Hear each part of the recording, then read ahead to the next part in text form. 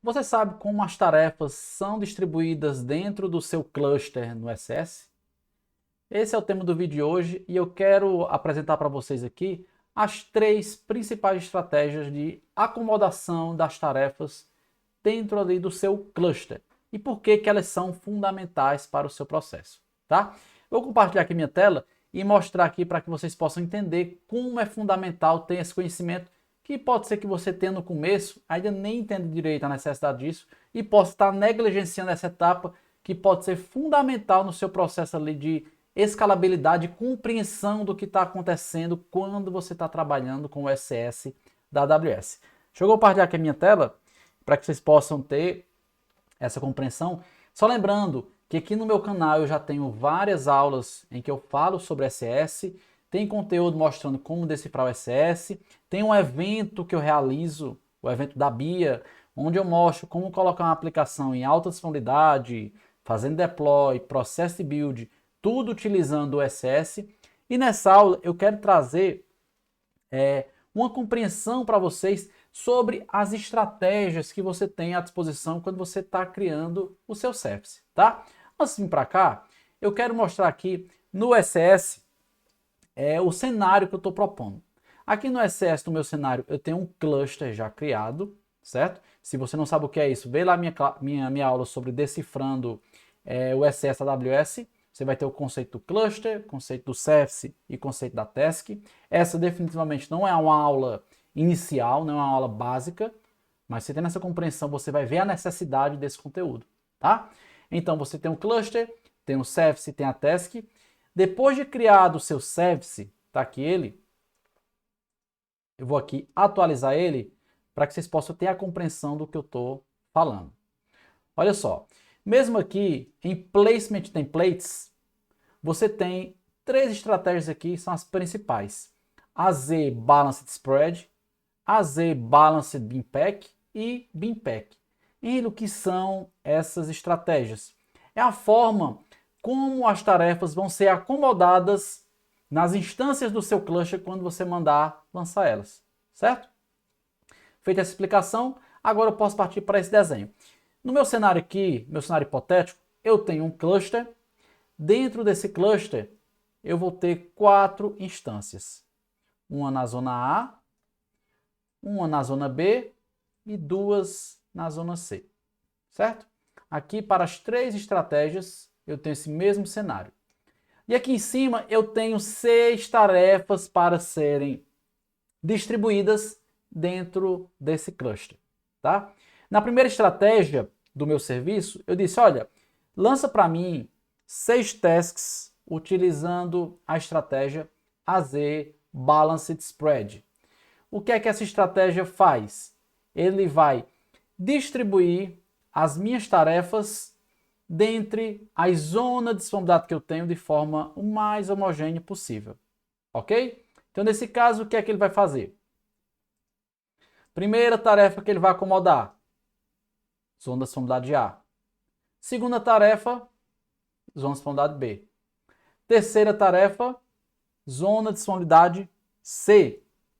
Quarta tarefa, zona de disponibilidade A. Quinta tarefa, zona de disponibilidade B. E a sexta tarefa, zona de disponibilidade C, que não tem ainda nada sendo utilizado. Então ele faz a distribuição para usar as duas zonas de disponibilidade, tá? Então essa é a primeira estratégia. Qual é a desvantagem dessa estratégia? Porque se você estiver utilizando uma estratégia de autoscaling no seu cluster, essa instância aqui não vai conseguir ser removida, tá?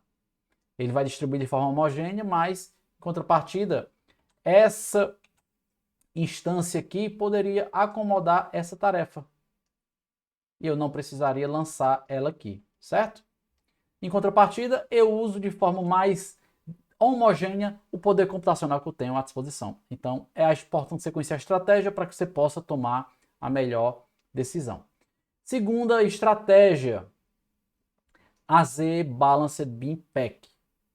AZ Balanced Binpack, primeira coisa que ele olha, distribua as tarefas dentre as zonas de disponibilidade. Depois de conseguir distribuir, O segundo critério é agrupe elas pelo critério do BIMPEC. Então, o padrão é acomodar por memória. Cada instância dessa tem a quantidade de memória e cada tarefa vai utilizar uma outra quantidade de memória. Cada instância que eu tenho aqui, ela consegue acomodar até 3 tarefas, ok?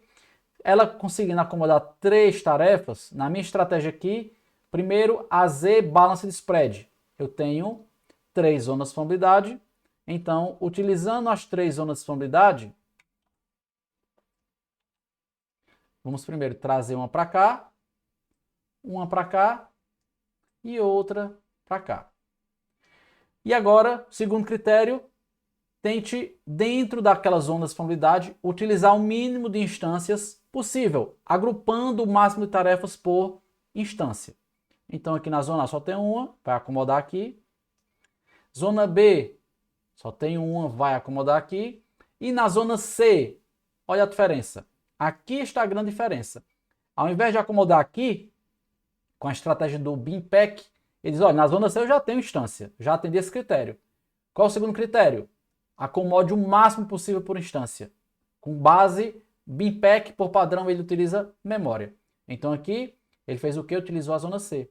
E essa instância, olha que legal, ela fica livre. Dessa forma, meu autoscaling pode ir lá e jogar ela fora. Então, dessa forma aqui eu vou ter economia de recurso computacional. Olha que incrível. Olha que incrível a compreensão dessa estratégia. Certo? E agora, partindo para a terceira estratégia, BIMPEC. Qual a diferença dessa estratégia?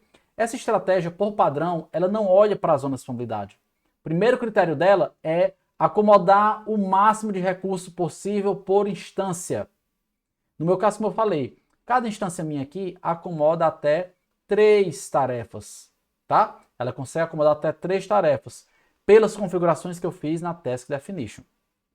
Coloquei lá, queria alocar 300 MB por instância.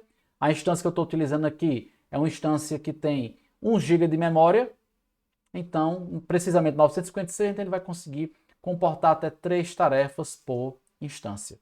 Então, nesse caso aqui, o que é que ele vai fazer? BIMPEC. Acomode as tarefas. Então, aqui cabe uma, aqui cabe mais uma e aqui cabe 3. Joia. Encheu a primeira instância. Vamos para a segunda. Zona B. Zona B. E zona B. Olha só. Dessa forma, o que acontece? A zona C ficou com 2 instâncias livres.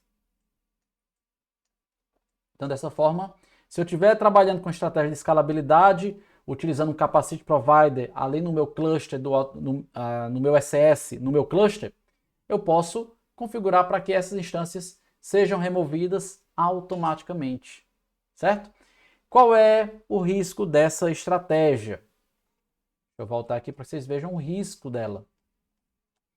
Se você está trabalhando com ela, você corre um risco de não atender o critério de alta disponibilidade. Por quê? Porque ele pode optar por acomodar 3 instâncias aqui e outras 3 aqui. Olha o risco. Você economiza com recurso computacional, mas em contrapartida, você corre o risco de não atender o critério de alta disponibilidade. Tem forma de contornar isso? Tem. Você pode utilizar uma estratégia combinada aqui de BIMPEC com AZ. Tá? Você pode configurar lá no próprio Surface, colocar como segundo critério a parte para trabalhar com distribuição entre as zonas de funcionalidade. Então, dessa forma, quando ele vê que alocou na zona C, a próxima ele não aloca mais na zona C. Ele pode alocar aqui, ó, na zona B. Então, já seria uma quarta estratégia. Seria combinar a estratégia do BIMPEC e colocar como segundo critério lá a estratégia de zonas de funcionalidade. Tá? Se você é aluno da formação AWS, esse cara aqui, eu coloquei lá uma explicação também prática, mostrando essa alocação acontecendo ali no cluster que eu já tenho aqui, tá? Então, dessa forma, você consegue ver essa combinação de estratégia também rodando aqui na prática, tá bom? Galera, queria aproveitar e falar para vocês que em agosto eu vou realizar um evento chamado Bootcamp Imersão AWS com Docker, onde eu vou mostrar toda essa parte aqui de construção do cluster, construção do Service, construção do Test Definition, processo de deploy e muito mais de forma 100% prática. Utilizando a nuvem da AWS, levando a aplicação local para a nuvem, com tudo isso e de forma automatizada.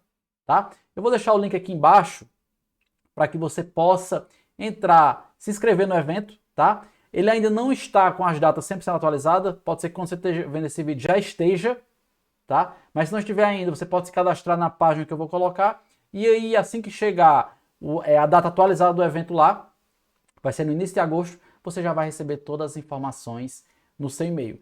E se você também tem interesse em ver tudo isso aqui na prática, vendo essa parte de Capacity Provider, escalabilidade com SS, está disponível tudo na formação da AWS. Vou deixar aqui embaixo também o link da lista de espera, para quando você se interessar pela formação da AWS e quando abrir vaga, você poder entrar na lista de espera e ser um dos primeiros a ficar sabendo e aproveitar a oportunidade de ver isso e muito mais 100% na prática. Beleza, galera? Também se gostou, não esquece de deixar seu like e se inscrever no canal. Eu espero que vocês tenham gostado e vejo vocês no próximo vídeo.